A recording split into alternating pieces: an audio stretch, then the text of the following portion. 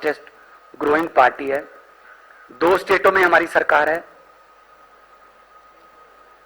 5 MLA हमारे गुजरात में हैं, 2 एमएलए हमारे गोवा में हैं, सिंगौली में हमारा मेयर है, चंडीगढ़ में हमारा मेयर है, एमसीडी हमारे पास है, 7 हमारे राज्यसभा के पंजाब से हैं, 3 हमारे दिल्ली से हैं। तो एक बहुत अच्छी हाजिरी लोकतंत्र के सभी संस्थाओं में हमारी है। तो हमारी पार्टी ने फैसला किया है कि आने वाले दिनों में हरियाणा में इलेक्शन आ रही है, तो आम आदमी पार्टी पूरी ताकत से हरियाणा की इलेक्शन लड़ेगी, विधानसभा की। क्योंकि दिल्ली में हमारी सरकार है, पंजाब में हमारी सरकार है। आधा हरियाणा पंजाब से टच करता है, आधा हरियाणा दिल्ली से टच करता है। तो हरियाणा के लोग, जब भी हम इससे पहले भी रोहतक गए, टोहाना गए, जींद गए, सोनीपत गए, तो लोगों ने हमसे यह आग्रह किया कि आप हरियाणा में क्यों नहीं आते। हम हरियाणा में भी बदलाव चाहते हैं, क्योंकि हरियाणा ने हर एक पार्टी को टाइम दे दिया, हर एक पार्टी को, not only BJP and Congress, local party, क्षेत्रीय पार्टियों को भी टाइम दिया, लेकिन किसी ने भी हरियाणा के लोगों के साथ वफा नहीं की। जो भी आया उसने लूटा। तो हरियाणा के लोग जो हैं वो बदलाव चाहते हैं। और सबसे बड़ी बात यह है कि केजरीवाल साहब हरियाणा से बिलोंग करते हैं, तो उनको ये भी अपने आप में मान महसूस होता है कि हमारा बंदा दिल्ली जाके और पूरे देश की राजनीति को बदल दिया। तो इस हरियाणा के इस लॉन्चिंग का आज पहला दिन है। आपके पीछे भी लिखा हुआ है, बदलेंगे हरियाणा का हाल, अब लाएंगे केजरीवाल। तो पूरी ताकत से हमने चुनाव लड़ना है। और सबसे बड़ी बात यह है कि कल्चर मिलता है, पंजाब का, दिल्ली का, हरियाणा से कल्चर मिलता है। तो कुछ लोगों को दिल्ली के काम पता है और कुछ लोगों को पंजाब के काम पता है, क्योंकि ये टोहाना, जाखल, ये पूरा हरियाणा डब्बली तक वो हमारे पंजाब से टच करता है, रतिया, फतेहाबाद, कैथल, तो ये पूरा पंजाब ही है, रिश्तेदारियां भी हैं, है ना। मैं वही तो कह रहा हूं।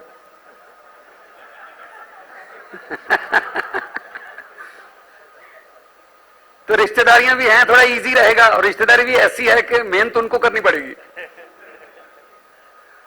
तो हम लोग बड़े खुश हैं इस बात से कि हमारी पार्टी जो है वो डे बाय डे कहीं ना कहीं कोई ना कोई चुनाव होता है तो आम आदमी पार्टी जो है लड़ेगी। अभी जलंधर बड़े मार्जिन से जीते, 60% के लगभग 60% वोट पड़े, जो आमतौर पे बाई इलेक्शन में होता नहीं है ऐसा। तो यहां भी हमने, लोकसभा में भी हमने 3 ऐसे, संगरूर हमारा जो 2.25 लाख से हमने संगरूर जीता, होशियारपुर हमने बीजेपी से सीट जो है वो हमने छीन ली, और अनंतपुर साहब हमारी नई सीट है। और तीनों हमारे बहुत अच्छे बुला रहे हैं। ऑलरेडी उन्होंने पहले सेशन में बोल के अपना आग्रह, अपनी पहचान बना ली है। तो मुख्यमंत्री पंजाब होने के नाते मेरा भी फर्ज बनता है कि मैं जहां भी मेरी ड्यूटी लगती है पूरे देश में मैं प्रचार करने भी जाऊंगा, जहां भी, क्योंकि आधा हरियाणा तो पंजाबी बोलता है। तो गुजरात भी गए, मध्य प्रदेश भी गए, दिल्ली में भी गए, तो जहां भी ड्यूटी लगेगी, छत्तीसगढ़ में भी गए, रांची में हमने बहुत बड़ी सभा की, तो जहां भी ड्यूटी लगेगी हम पूरी ताकत के साथ एक टीम बना के लड़ेंगे। और ये हमें आता है, ये हमने साबित कर दिया कई बार कि हमारी टीम जो है बहुत अच्छी है और एक टीम के रूप में हम लड़ते हैं। अभी मैं रिक्वेस्ट करूंगा हमारे, क्योंकि राज्यसभा के मेंबर हैं और हमारे राज्यसभा में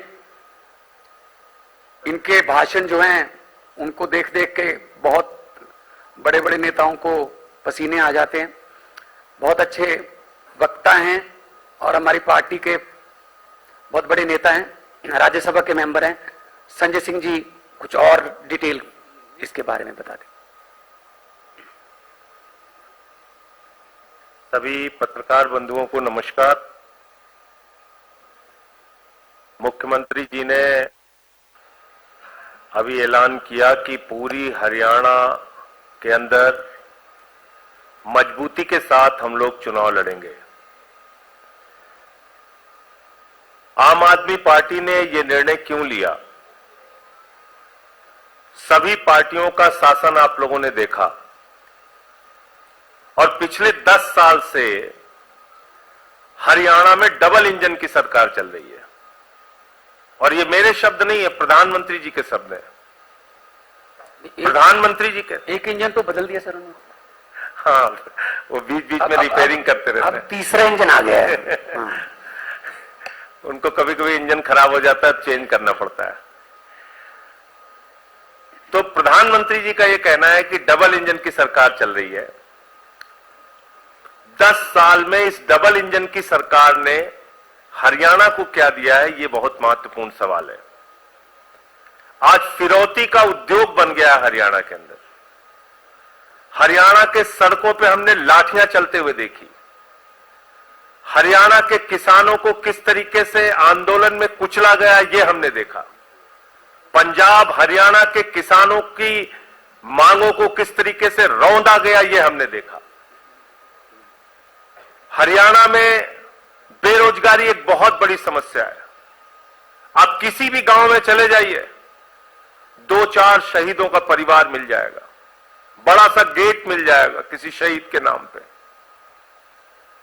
और आप अग्निवीर जैसी योजना लेके आ रहे हैं। पंजाब के हरियाणा के नौजवान सेना में भर्ती होकर गर्व महसूस करते हैं कि हम भारत माता की रक्षा के लिए अपनी प्राणों की आहुति देने के लिए तैयार हैं। आपने भारत की सेना को ठेके पे कर दिया। भारत की सेना ठेके पे चलेगी। 4 साल की ठेके की नौकरी। मैं समझता हूं यह भारत की सेना का अपमान है और हरियाणा के जो नौजवान गर्व के साथ सेना में भर्ती होते हैं उनका भी अपमान है और जिन्होंने अपनी शहादत दी है उनका भी अपमान है। अग्निवीर योजना इस देश के साथ धोखा है, वो वापस होना चाहिए। यह हमारा इस चुनाव में भी मुद्दा होगा। किसानों के फसल के दाम का मुद्दा, उसकी जब भी मांग करने जाता है किसान, उसको लाठियां मिलती है। बेरोजगारी का मुद्दा, आज हरियाणा को किस हालत में पहुंचा दिया गया है, यह किसी से छिपा नहीं है। और फिरौती उद्योग चल रहा है जगह जगह।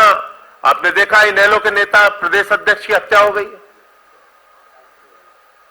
आज आम आदमी पार्टी से एक उम्मीद है लोगों को, क्योंकि हमने दिल्ली में 3 बार केजरीवाल जी ने मुख्यमंत्री के तौर पे काम करके दिखाया। पंजाब में पंजाब के मुख्यमंत्री भगवंत चुनाव लड़ेगी हरियाणा में कि दुनिया देखेगी।